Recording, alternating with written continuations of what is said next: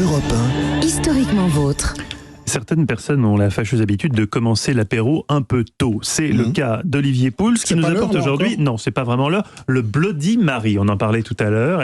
Ce fameux cocktail est-il lié à Marie Tudor? Oui, quand on m'a donné le programme du jour, forcément, on s'est dit, avec Benjamin, le rédacteur en chef, il faut absolument qu'on se penche sur le Bloody Mary, ce fameux cocktail, et savoir s'il y a une relation. Alors, il y a une des théories, la théorie la plus en vogue, qui dit que oui, il y a une relation entre Marie Tudor et le cocktail Bloody Mary, non pas qu'elle l'ait inventé, hein, évidemment, ça n'est pas du tout la même époque.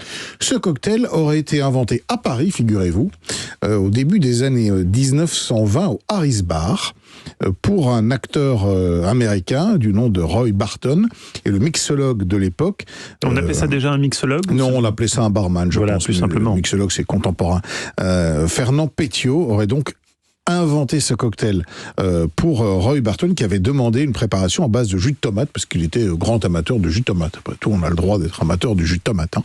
Mais le nom qui lui était attribué en un premier temps n'est pas du tout celui de Bloody Mary. Ce nom serait venu un petit peu plus tard, dans les années 30, justement, en hommage ou en souvenir de la fameuse reine sanglante.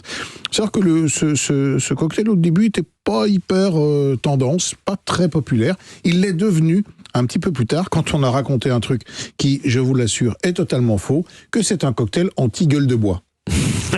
Oui, c'est vrai. Mais c'est vrai, oui, je connais la théorie. On vendait le Bloody Mary comme le remède, finalement, à une gueule de bois. Donc le lendemain matin, on se levait, paf, un Bloody Mary, on était reparti. Mais la vérité, c'est que l'alcool est anti-gueule de bois, parce que la gueule de bois, c'est un manque d'alcool, donc en fait, n'importe quel alcool que vous en... Mais bon, c'est pas une solution, puisque ça s'appelle l'alcoolisme, en fait. Voilà, exactement. Et à un moment, ça finit par tourner en rond, et ça ne marche pas. Alors, il y a une deuxième hypothèse sur le nom de Bloody Mary que j'aime bien.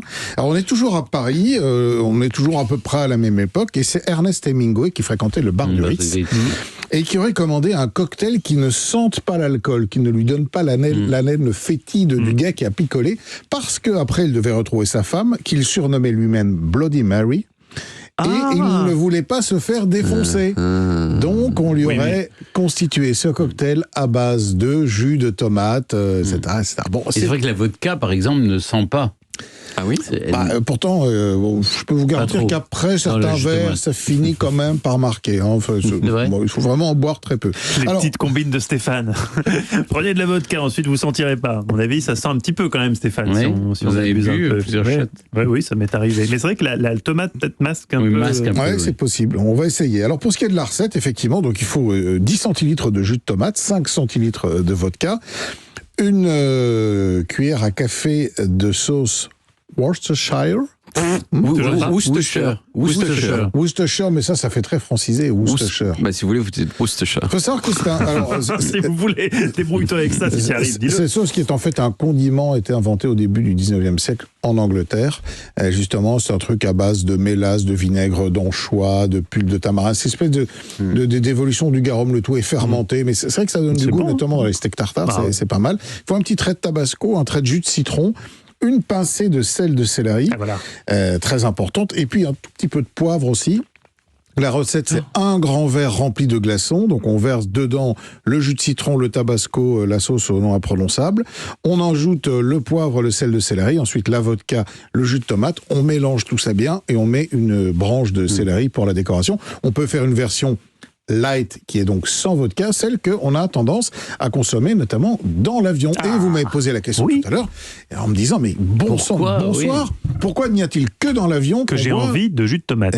Alors vous savez que c'est pris très au sérieux par les compagnies aériennes, qui ont créé des cellules d'enquête pour comprendre pourquoi ils vendaient, ou en tout cas, on leur demandait davantage de jus de tomate que d'autres boissons. Ils n'ont pas trouvé une réponse, mais il y a plusieurs théories qui circulent. Alors, la première, c'est qu'éventuellement, la pression et le niveau sonore présent dans un avion ont tendance à légèrement altérer vos goûts, à baisser la perception que vous pouvez avoir du salé et du sucré. Mais le jus de tomate y échapperait, parce que c'est vrai que le sel de céleri plus la tomate, ça a des niveaux de sucre et de sel assez élevés, et donc ça donnerait une espèce de perception agréable de ce mélange. C'est l'une des questions. L'autre question, c'est l'autre théorie, c'est tout bêtement le mimétisme. Vous voyez votre voisin qui prend un jus de tomate. Il y a bien la poule et l'œuf. Un jour, il y a un mec qui a pris un jus de tomate. C'est comme la mode. Il y a une mode qui commence et puis voilà, j'en ai envie. Tiens, je prendrais bien un jus de tomate. Non, et puis du coup, ça devient un réflexe conditionné. On monte dans l'avion. Tiens, la dernière fois, j'ai pris un jus de tomate, je vais reprendre un jus de tomate. Effectivement, il y a un mec qui, au départ, s'est dit, tiens, un jus de tomate, quoi. Et puis la troisième des possibilités. Ah oui, ça a quand même été bien étudié. C'est que on a souvent un peu faim quand on prend l'avion, et c'est ce qu'il y a de plus rassasiant. Ah oui. On a l'impression de manger un petit peu. Truc, oui, c'est vrai, donc ça vous calme, entre guillemets. Aussi, ouais. Voilà, alors je sais pas quelle est la raison pour laquelle vous en prenez, mais voilà, vous pouvez choisir. Oui, je pense. Merci. Merci beaucoup Olivier, on retrouve toutes vos recettes et toutes ces histoires de recettes sur le site europe1.fr.